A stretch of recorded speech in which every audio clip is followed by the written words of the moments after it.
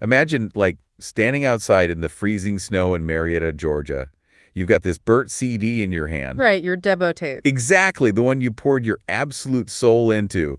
And you managed to flag down this guy stepping out of a sleep Lincoln Town car. Okay. You hand him the disc, and you just walk away, hoping for a miracle. Which is the ultimate leap of faith for an artist. Totally. But then weeks go by, you're sitting on your couch, you turn on BET's 106 in Park, and the new Jay-Z video for Show Me What You Got comes on. Oh, man. Yeah. And underneath Jay-Z's vocals, you hear your exact beat structure, like your specific sampling pattern. On literally the biggest song in the country at the time. Yes. And you haven't been paid a single dime for it. I mean, it's the kind of moment that would just break most people, you know? You either quit music forever, or you realize that the game you thought you were playing is actually an illusion. Right. And you need to learn the real rules immediately. Which is exactly why we are pulling you, the listener, into today's deep dive. We are unpacking the incredibly dense, gritty, and deeply personal archive of Terrence Wilburn. Yeah, he's a fascinating guy. He really is. He's a music producer, valedictorian at Full Sail University, an author, and a minister. We've got his book, Surviving the Music Business, along with a massive catalog of insights from his 2 YouTube channels. Those are IQ Music and Virgo 81, right? Exactly. And what's wild here is the journey. Yeah, what makes this stack of sources so compelling is the whole trajectory. We're tracking a complete evolution of mindset. Wilburn starts out just trying to survive the predatory mechanics of the music industry, but then he eventually uncovers a framework for surviving and honestly manipulating reality itself. It gets deep. But to get to that level of mastery, we really have to start by tearing down the fairy tale. You've probably heard artists complain about bad record deals or like low Spotify payouts before. Yeah, sure, all the time. But Wilburn shows that those are just symptoms of a much older, more deliberate machine. To him, the mainstream radio and the big 3 record labels, Sony, Universal, and Warner, aren't talent discovery platforms at all. Not even close, according to him. Right. He views them as a multi-level conglomerate designed specifically for propaganda and psychological warfare. And he goes really hard on this. He argues that the music industry essentially dictates culture from the top down to influence politics, drive hyperconsumerism, and basically establish mind control. It's heavy stuff. It is. He even asserts that the legendary rap group NWA was actually a CIA-funded project. Wait, really? A CIA project? Yeah, he claims it was engineered specifically to push the glorification of crack cocaine and gang violence into Black communities, all to feed the private prison system. Wow. Okay, and we need to pause here and be crystal clear with you, the listener. We are putting Wilburn's worldview on the table so you can understand the lens he looked through. Absolutely. We aren't endorsing or validating these claims, and we're not taking any political sides here. We are just impartially reporting what is in the text. But you have to understand the sheer scale of the hostility he perceives in this industry. Because if you view the industry as an active war zone rather than a talent show, your strategy completely changes. Right, it has to. Wilbur uses the Batman villain Two-Face to describe the record business. Oh, I love this analogy. It's perfect. One side of the coin is the applause, the red carpet's the glamour, but you flip it over, and the other side is systemic exploitation and financial ruin. The industry smiles at you while it strips you of your equity. He paints a brilliant picture of this using 2 hypothetical artists. First, you have Lil Zip. Ah, yes, Lil Zip. He's the hot new rapper, right? 1 million TikTok followers, driving the leased Lamborghini, wearing the designer chains the label bought him, flexing for the cameras. Wilburn calls him the problem child. And he's the problem child because Lil Zip thinks an advance is a bonus. Which it definitely isn't. Exactly. It's not. An advance is basically a payday loan where the collateral is your intellectual property. The label might give Lil Zip $500,000, but they will spend another $1 million marketing him. Right. Lil Zip doesn't see a single cent of royalty money until that entire $1.5 million is recouped. And Wilburn points out the terrifying math of modern streaming, which pays out roughly $0.0039 per stream. Okay, let's just do that math for a second. 1 million streams on Spotify net's about $3,900. That is dismal. It really is. If Lil Zip owes the label $1.5 million, he needs hundreds of millions of streams just to break even. He's essentially an indentured servant wearing Gucci. Yeah, and if he fails, the label just writes him off as a tax loss and keeps the masters to his music forever. It's brutal, but I kind of want to push back here. Are these labels actually executing a malicious master plan like a Batman villain? Or is this just, cold, emotionless capitalism optimizing for profit? Like, are they evil or just greedy? What's fascinating here is it kind of doesn't matter. Really? Yeah, malice or math, the result is exactly the same for the artist. That's a fair point. Now, contrast Lil Zip with the other artist Wilburn describes, Ice Cube. The veteran. Right, the cash cow. The label doesn't care that Ice Cube isn't getting billions of streams from teenagers anymore. They keep him on the roster because he has built-in cultural trust. So they use them for different things. Exactly. They can use him to anchor a movie, sell a corporate partnership, or push a specific agenda. So the rookie is just a disposable gambling chip, and the veteran is the billboard. It makes you realize that signing a major record deal without knowing the mechanics is literally handing over the deed to your life. Which brings us to the psychological shift an independent creator has to make. Right, how do you actually survive this? Well, if you are walking into a casino where the house has rigged the odds and owns the building, how do you protect yourself? Wilburn leans on a concept popularized by Donald Rumsfeld, the unknown unknowns. Okay, let's unpack this.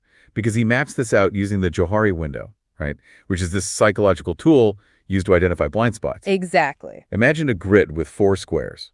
You have things you know about yourself, things others know about you, and things nobody knows. But the deadliest square is the unknown. It's the things you don't even know you're missing. Like, a known unknown is simple. You don't know how to play the guitar. So you hire a guitarist. Easy, right? An unknown unknown is signing a contract because you don't even know that mechanical royalties and publishing splits are two entirely different revenue streams. Oh, man. You don't know that the clause on page 14 just surrendered your merchandising rights in perpetuity. It's literally like playing a complex video game where the label owns the console and you don't even know half the buttons on the controller exist. You're just mashing A and wondering why your health bar is draining. That's the perfect analogy. So how do you actually illuminate those blind spots? Well, Wilburn got the answer in an email from the tour manager of the Backstreet Boys early in his career. The Backstreet Boys. Yeah. The manager told him something that completely shifted his paradigm. He said music only makes up 20% of the entertainment business. Only 20%? Yes. The real money, the actual survival, is in the other 80%. The marketing, the logistics, the legal frameworks. Okay, I can hear every purist artist groaning right now. The fear is always like, if I spend 80% of my time figuring out email funnels and merchandise supply chains, aren't I diluting the actual art I set out to make? I'm becoming a businessman, not a musician. Sure, that's the natural fear. But Wilburn pulls from Seth Godin's concept of permission marketing to explain why that fear is entirely backward. How so? Permission marketing is the act of getting the consumer's explicit consent to market to them, like getting them to give you their email address or phone number. Right. In. Yeah. If you spend that 80% building a direct own relationship with your fans, you bypass the algorithm, you bypass the radio, you bypass the label. Oh, I see. You essentially build a moat around your 20%. Exactly. The business protects the art. If you can generate your own cash flow by selling merchandise directly to your email list, you never have to take the label's predatory payday loan. You buy yourself the freedom to create exactly what you want. Exactly. But bridging that gap between the mental framework and the physical reality is brutal. Because once you decide you aren't taking the label's money, you still have to actually produce the music. Right. And usually at that stage, you are dead broke. Which gives us one of the most incredible stories in these sources. Wilburn's 2001 DIY studio setup. Oh, this is legendary. It really is. He didn't have a Mac. He didn't have Pro Tools. He had a boombox, an 8mm handheld microphone, a cardboard box, and his mother's VCR. The mechanical ingenuity of this is brilliant. It's like MacGyver trying to build a spaceship out of chewing gum. It really is. He would play the instrumental track out of the boombox, sing into the cheap microphone, and use the cardboard box as a makeshift vocal isolation booth to kill the room echo. A cardboard box. That is amazing. And then he routed the audio into the VCR, recording the final mix onto a VHS tape. Wait, a VHS tape for audio? Yeah, because VHS tape actually has a surprisingly high magnetic bandwidth for capturing audio. Wow. So he built a functional recording studio out of household trash for $35. But I have to ask, is Wilburn just romanticizing poverty here? Because that's what he had to go through? Like, is it truly better to use cheap gear to build character? If we connect this to the bigger picture, it's not about romanticizing the struggle. It's about the psychology of a finisher. A finisher. Yes, the medium doesn't matter. Wilburn emphasizes that the completion of the project is the only metric that separates a professional from an amateur. I get it. If you are sitting around waiting for $1 million studio budget to record your album, you aren't an artist. You're a dreamer waiting for permission. The VCR setup was Wilburn giving himself permission. That makes so much sense. And it completely destroys The endless online debates producers have about which software is better or which $1,000 microphone you need. Exactly. Wilburn points to Pharrell Williams, who produced some of the biggest culture-defining hits of the 2000s using the exact same, relatively basic Korg Triton keyboard for years. Just make music. And it was that exact VCR-level hustle that got his CD into the hands of that guy in the Lincoln Town car. Right, the Jay-Z story. Yeah. When Jay-Z's producers allegedly lifted his beat structure for Show Me What You Got, Wilburn was obviously devastated that he was robbed.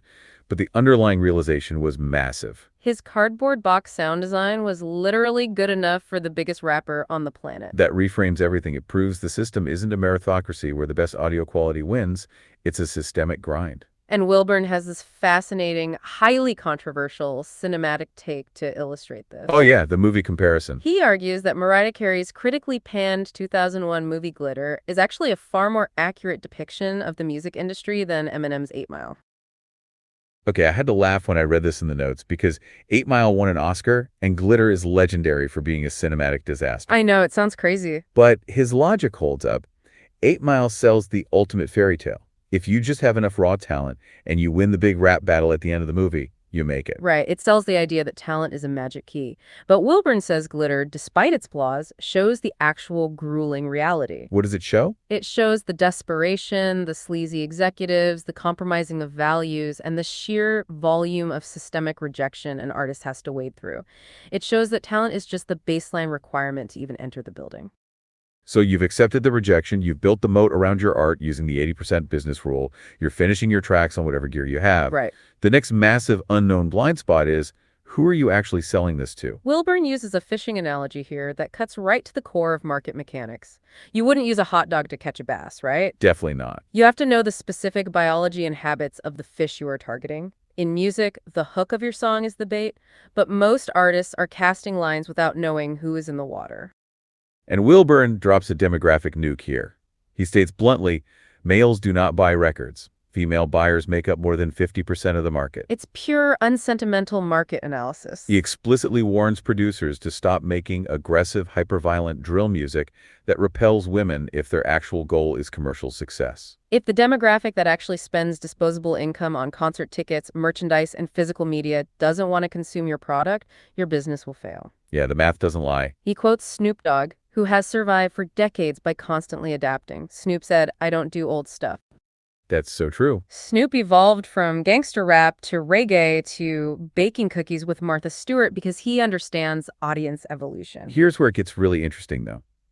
If you intentionally tailor your music to target a specific demographic just for money, aren't you becoming the exact two-faced sellout you were trying to avoid? Like if you insist on cooking food nobody wants to eat, you can't be mad when the tables are empty, sure. But aren't you just manufacturing a product instead of making art? Wilburn addresses that exact friction. Knowing your audience and delivering what they value isn't selling out. It's effective communication. Effective communication. Yeah. He highlights Catrice Barnes from The Sources. She was a musical director for Saturday Night Live. Oh, I know her work. Right. She was a Juilliard-level talent, an absolute master of her craft. But she didn't find her massive cultural success by playing complex, self-indulgent jazz. What did she do? She co-wrote the viral comedy hit Dick in a Box with Justin Timberlake and Andy Samberg. Oh my gosh, of course. She applied her immense talent to the exact cultural moment and the exact comedic tone the audience needed.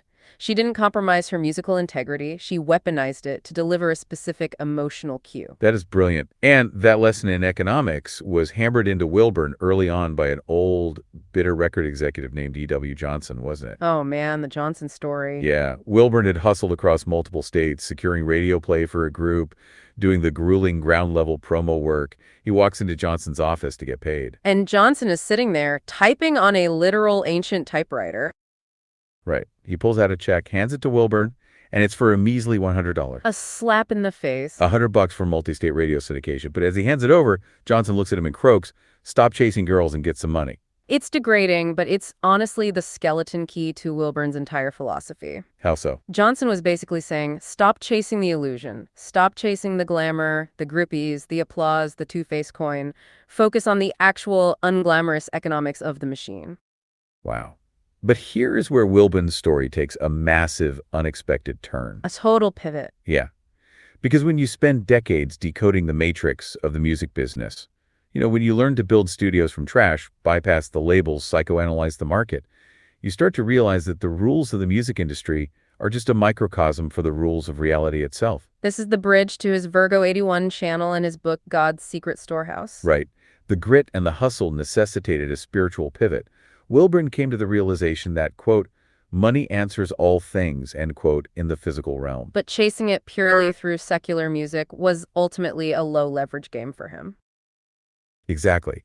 He transitioned into ministry, teaching prophetic gifting and a concept he calls quantum thinking. And this isn't just passive, wishful woo-woo stuff. It is the ultimate evolution of the Johari window we talked about earlier. The blind spots. Right. If the unknown unknowns in business can bankrupt you, the unknown unknowns in your subconscious mind will keep you spiritually and materially impoverished. He argues that passively praying and begging a higher power for money is fundamentally broken because it reinforces a mindset of lack. Exactly. Instead, quantum thinking involves actively rewriting the code of your reality through aggressive affirmation and manifestation. You have to reprogram your subconscious to expect abundance, the exact same way you have to program an email funnel to expect sales. And he ties this directly back to the concept of the finisher that we saw with the cardboard box studio. Oh, how does he connect those? He references the biblical verse 2 Timothy 4.7-8, I have fought the good fight, I have finished the race. Oh, wow. The discipline required to finish a track when you have zero budget is the exact same spiritual discipline required to manifest reality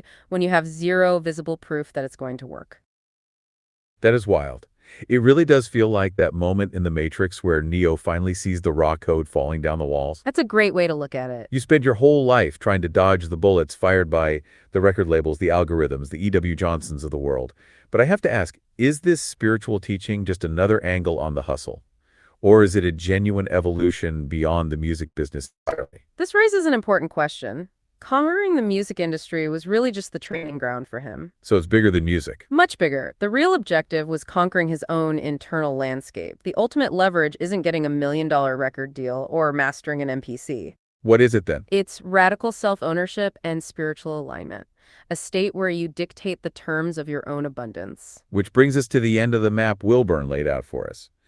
We've gone from crapping vocals in a cardboard box to dodging the payday loans of the two-face industry, all the way to hacking the quantum storehouse of the mind. It's a literal masterclass in adapting. When the system refuses to give you a seat at the table, you don't just build your own table, you build your own room. I love that. And that leaves you, the listener, with a final thought to mull over as you go back to your day. Yeah. Wilburn spent years trying to crack the code of the music industry, only to realize the real secret was mastering his own mind. Think about the industry you are currently trying to conquer, whether it's tech, corporate America, or the arts. Whatever it is. What if the roadblocks you're facing aren't there to stop you? What if your industry is actually just a high-stakes simulation designed to frustrate you until you finally realize your true power lies completely outside it? The ultimate unknown. Thank you for joining us on this deep dive. Keep questioning those blind spots. And remember, the blueprint for your success might be written in invisible ink, but you are the one holding the black light. We'll see you next time.